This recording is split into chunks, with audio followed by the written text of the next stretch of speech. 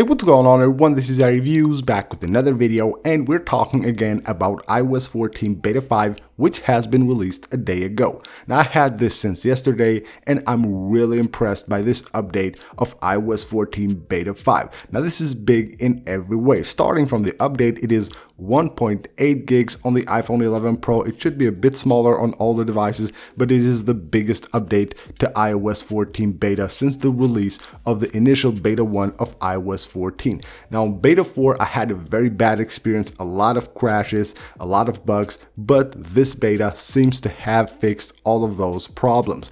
So starting off, the Beta 5 in the first day that I have used it is very stable. It works very smooth, things are really fast, and I didn't experience any of the bugs that I experienced on Beta 4. Like one of them, which was really annoying, was the keyboard not showing up. Like when you want to enter a text, let's say like on iMessage, or maybe adding a password on the App Store, which was really annoying, the keyboard wouldn't show up at all. I had to tap like on the text field like 5 or 6 times in order for the keyboard to show up. Sometimes I even had to close the app in order to make the keyboard show up, and that was really annoying. Another thing was apps crashing, like stock apps and third-party apps. They would just crash randomly, not like once or twice a day. I had like these crashes maybe 10 or maybe even 20 times a day. So apps would just crash and close as you're working on them, especially like social media apps, Instagram and Facebook. And I had that experience on like the apps that are the stock on iOS, like iMessage or Notes or something like that. They would just crash, and of course it's really annoying. And I didn't experience any crash at all with Beta 5 since yesterday that I have it installed on my device. Another very annoying bug that is fixed that I have experienced on Beta 4 was on iMessage. So whenever I opened a notification from the lock screen for iMessage, it would just go on the app, but all I would see here is just a white screen, nothing else at all. So that has been fixed, which is of course very welcomed.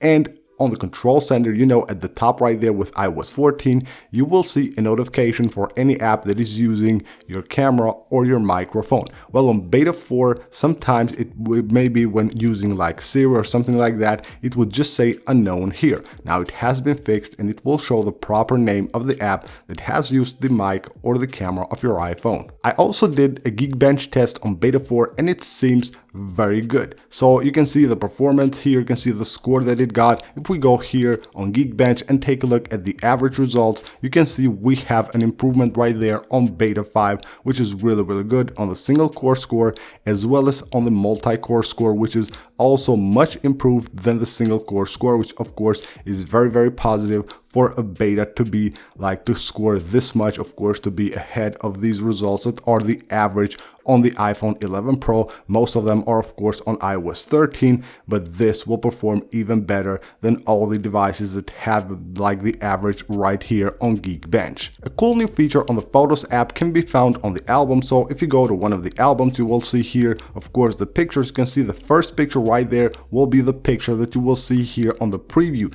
Now if you go here, you can go ahead and choose one of these to make the key photo, and then that will be the key photo of that album, which is really cool. New to iOS 14 Beta 5 is also time limit for widgets. So if you have time limit enabled with screen time for any of your apps, then the widgets of those apps will also like display here time limit. So of course you cannot access the previews and everything that these apps are showing here. So they will be basically blocked until the time limit is removed. The weather app widget also has been fixed on iOS 14 Beta 5. It will basically now just refresh more often, and that of course is really good. On the iMessage app, if you go to send a photo, if you tap right there on the photos, you can see that now it will show previews of 8 photos right here. So it will be 4x2. It used to be 2x3. And on the settings app, if you go ahead and go to display and brightness, you will notice that now it shows previews with the iOS 14 wallpapers.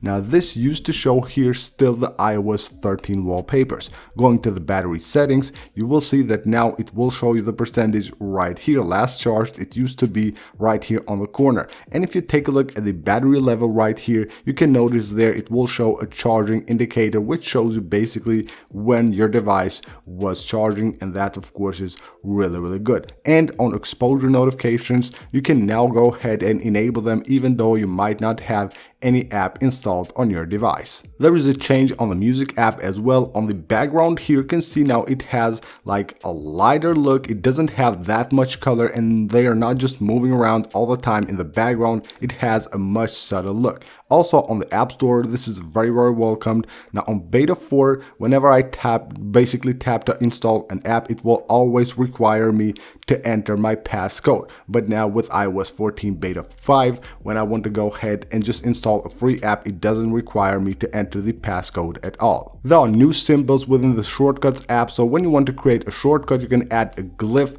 right there as the icon of the shortcut, and you will notice now right here we have a bunch of new symbols that can be used, of course, as like an icon here for any shortcut that you are creating. Whenever you're on Safari and you tap right there and you want basically to enter like a website, you can see that the metadata right there will show in blue, which is really cool. Also, if you tap right there, you can see the privacy report will show you the number of trackers right there underneath. So right here on the list, you will see it. You don't have to tap to go inside in order to see them. You will be able to see them directly from that menu. If you go ahead and go right here to the magnifier, you will notice that if you go to settings, now we have filters instead of customized filters, and also you will have this little arrow which basically shows you when you're moving up and down the menu right here on the magnifier. Another change on the home screen, the dots, the page dots are now a bit higher, so basically they're in the middle of the icons